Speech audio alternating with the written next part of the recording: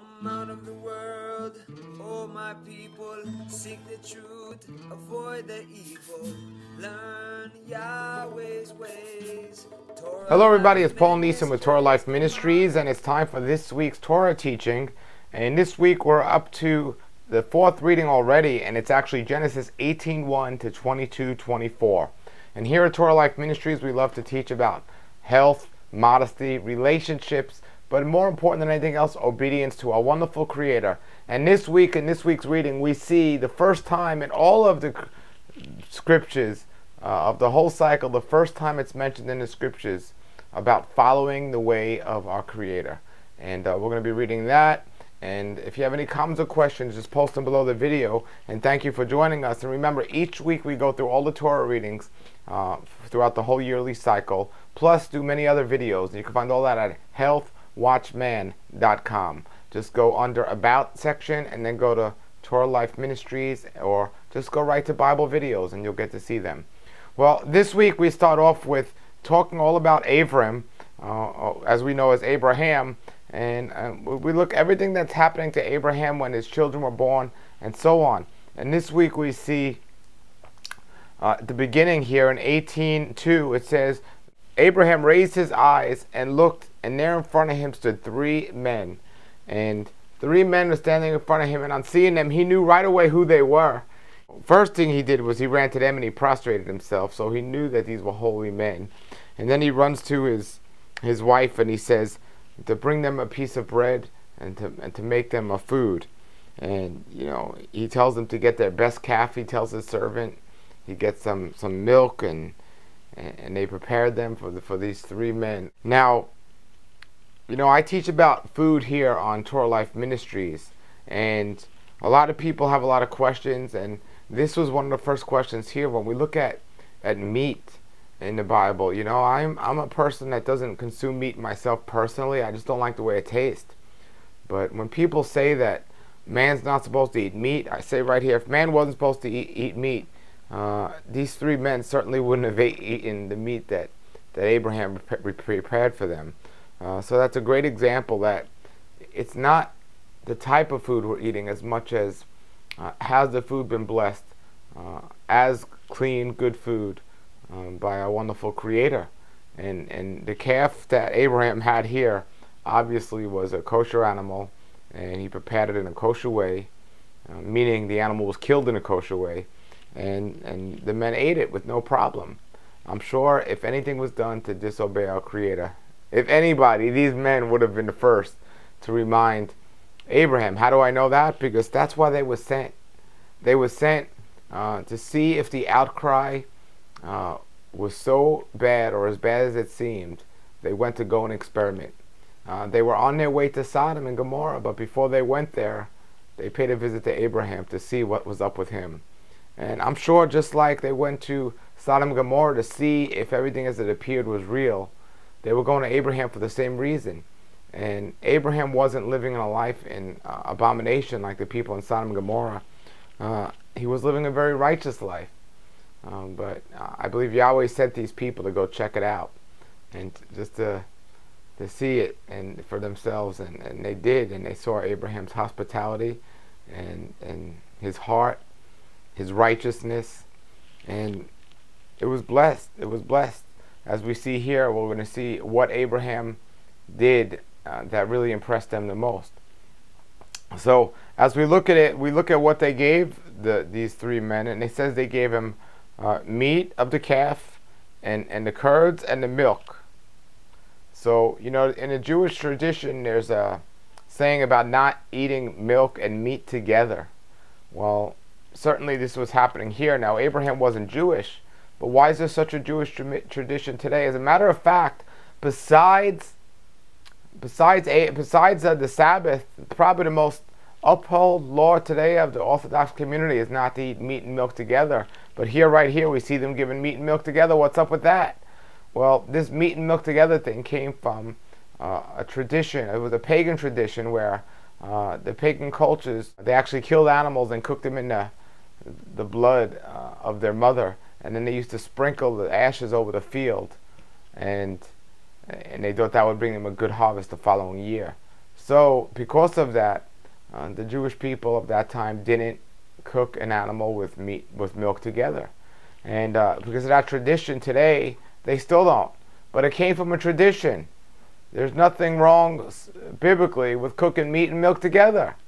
But as we see here, but traditions are established and people follow them. Now maybe that was the context of that time to keep people away from falling into this pagan ritual or something else. But we have to look at the context of what it actually means. And that's what that actually meant. And here's a good example of not letting that get in the way.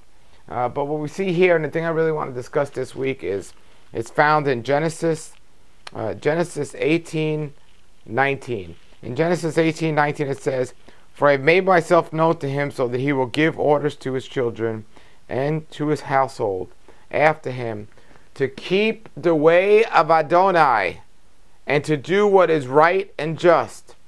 So Adonai may bring about for Abram what he has promised him." And what did he promise him? He promised him the covenant that he made with him. He promised that the land would go to his descendants, and he would be the father of many, many children to come, and the leader of nations. This is the first time in all the scriptures where it actually says to keep the way of our Creator. And then it goes on to follow to say what that way is, which is right and just. Now, right and just doesn't even do this. Justice is loving kindness and judgment.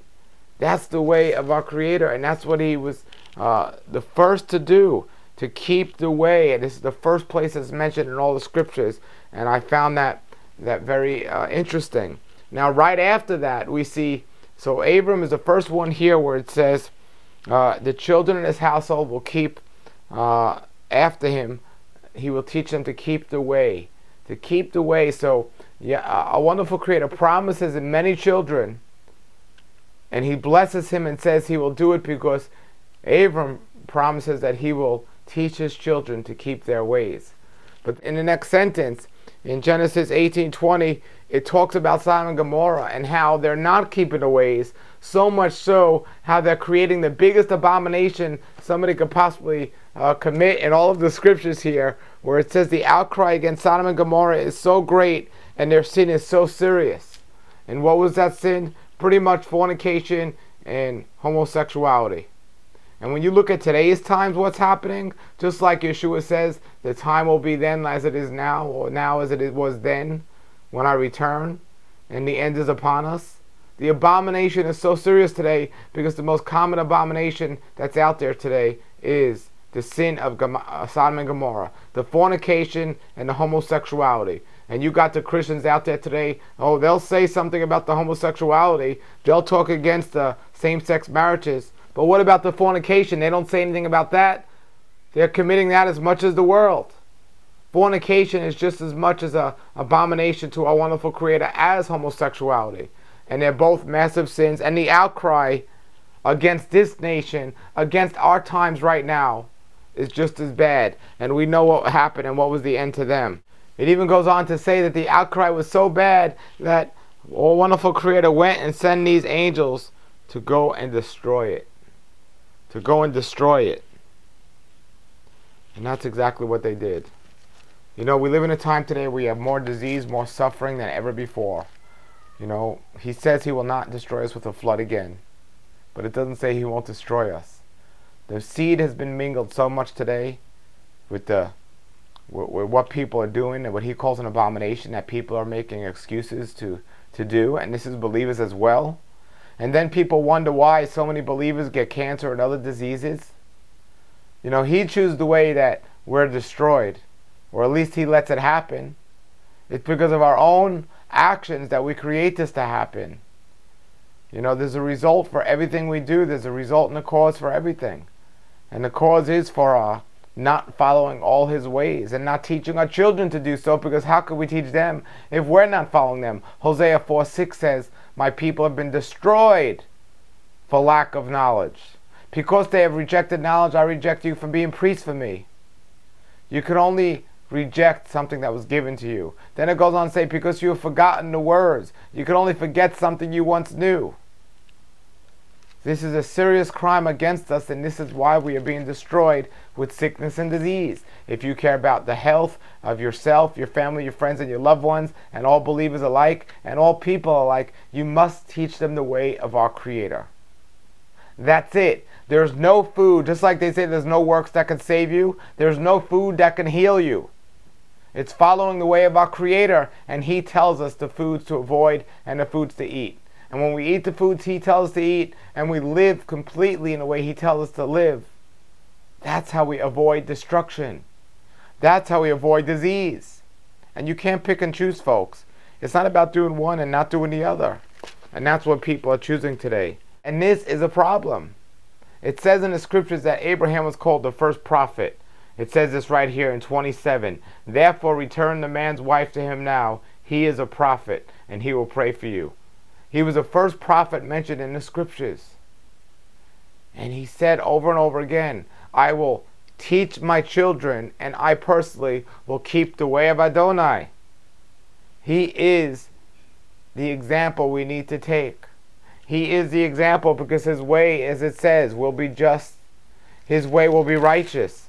That's what we need to follow. Then it goes on to say here in Genesis 22:19, your descendants will possess the cities of their enemies, and by your descendants all your nations of the earth will be blessed. But then it says, why?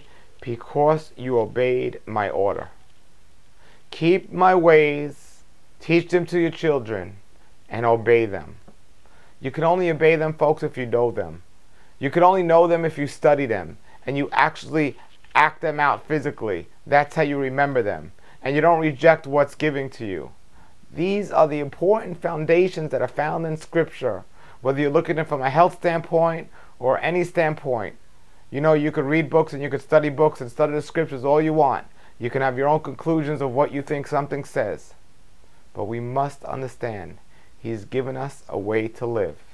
He told us how to be blessed by following His instructions and guidelines known as the Torah. That's it. The first 5 books of the Scriptures. There's all these churches out there today teaching people that they can go and forget about what the words of the Scriptures say. They can throw away the Torah because there's a new covenant, so there's a new way to do things. No, it's not new, it's renewed. If you have an old junk car that was once a glorious car, you know, you don't throw it away, you restore it and you make it beautiful again. And this was the point of Jeremiah when he said, I will give you a renewed covenant. It is to restore the original because that's how beautiful and glorious it was. And it still is. You don't throw it away. The church today, you got more people sick today than ever before in the church. Why? Because they've thrown it away. They didn't restore it. Folks, if you want your joy, your peace, your health back, restore the Torah in your heart and you will be blessed.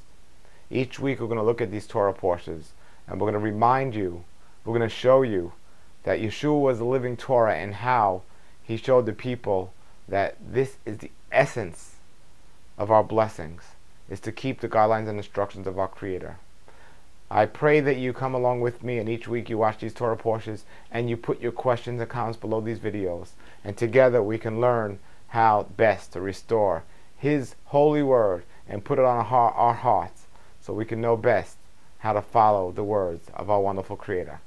Thank you for checking us out this week. We have a whole bunch of other great Torah videos, Bible videos, and health videos at healthwatchman.com.